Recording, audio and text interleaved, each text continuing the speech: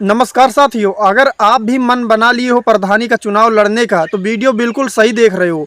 इस वीडियो में हम बताएंगे कि आपको कौन कौन से डॉक्यूमेंट लगेंगे और कौन नया नियम आया है प्रधानी चुनाव को लेकर।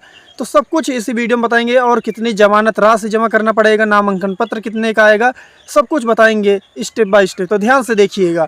तो दोस्तों बात करेंगे जो नया नियम आया उसके अंतर्गत, अगर आयु आपकी 21 वर्ष की है या 21 वर्ष से अधिक है तभी आप चुनाव लड़ सकते हो। अगर 21 वर्ष से आपकी आयु कम है तो आप नामांकन पत्र को नहीं भर सकते हो।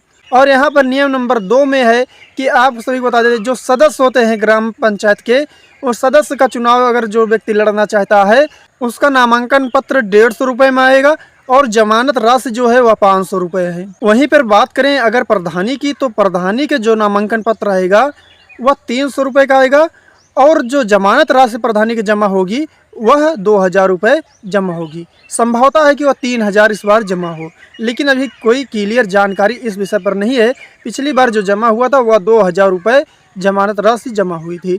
और उसके बाद दोस्तों आता है BDC यानी कि क्षेत्र पंचायत। तो क्षेत्र पंचायत का जो चुनाव लड़ना चाहते हैं यानी कि जो BDC हैं उनका भी यही नियम है।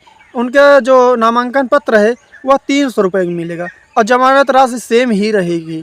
तो अब उसके आगे बात करते हैं जो नया नियम आया है। नया नियम क्या है? नया नियम यह आया है कि अगर कोई प्रधानी का चुनाव लड़ रहा है तो उसी ग्राम सभा का होना चाहिए जहां से वह चुनाव लड़ रहा है और उसके पास voter ID card, Aadhaar card, bank passbook, PAN card, इतने सब डॉक्यूमेंट होने अनिवार्य हैं।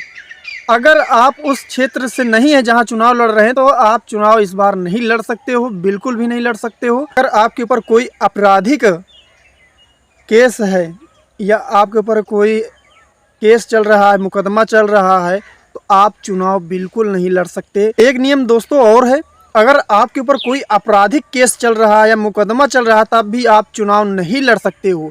यदि आपका कोई बिजली बिल बकाया है तब भी आप चुनाव नहीं लड़ सकते हो।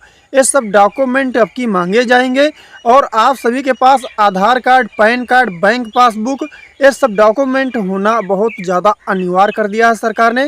अगर आपका लाइट बिल बकाया तो आप प्रधानी बिल्कुल भी नहीं लड़ सकते हो। अगर आप प्रधानी का चुनाव लड़ रहे हो तो आपका वोटर लिस्ट में नाम होना ज़रूरी है। अगर आपका नाम वोटर लिस्ट में नहीं होगा तो आप प्रधानी का चुनाव नहीं लड़ सकते। अभी भी मौका है।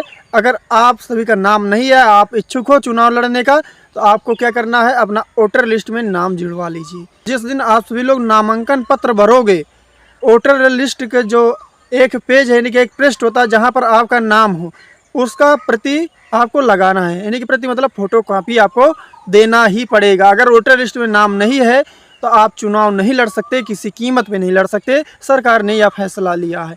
और आपको बता दें, जो अंगूठा लगाते हैं, यानी कि पहले क्या होता था कि कोई भी चुनाव लड़ सकता था, चाहे वो पढ़ा हो या ना पढ़ा हो। अब की बार ऐसा नहीं है। अब की वही व्यक्ति चुनाव लड़ेगा जो पढ़े लिखे हैं, यानी कि जो पढ़े लिखे हैं वही चुनाव लड़ सकता है। तो जो अब नियम आया है, इस नियम के अंतर्गत प्रधान को पढ़ा लिखा होना चाहिए, कोई बिजली का बिल बकाया नहीं होना चाहिए।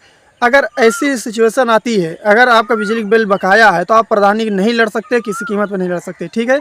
और आपके ऊपर कोई आपराधिक केस ना हो या फिर आपका वोटर लिस्ट में अगर नाम नहीं है तब भी आप चुनाव नहीं लड़ सकते। तो चुनाव लड़ने के लिए आपको इन सभी नियमों का पालन करना पड़ेगा, तभी आप चुनाव लड़ पाइएगा। आपको बता दें कि जैसे जैसे चुनाव पास आ रहा है, जो प्रत्याशी लोग हैं वह जनता से मेल जोल बनाना शुरू कर दिए हैं और इसलिए मेल जोल बना रहे हैं ताकि उनका संबंध अच्छा रहे और प्रधानी वही जीते। सभी पता चल गया कि क्या नियम आया है, कैसा है, सब कुछ बता दिए। आपको डॉक्यूमेंट कौन कौन लगेगा, आपको जमानत राशि कितनी देनी पड़ेगी, सब कुछ बता दिए हैं। चलो दोस्तों, मिलते हैं किसी नेक्स्ट वीडियो में। तब तक के लिए जय हिंद, जय भारत, वंदे मातरम।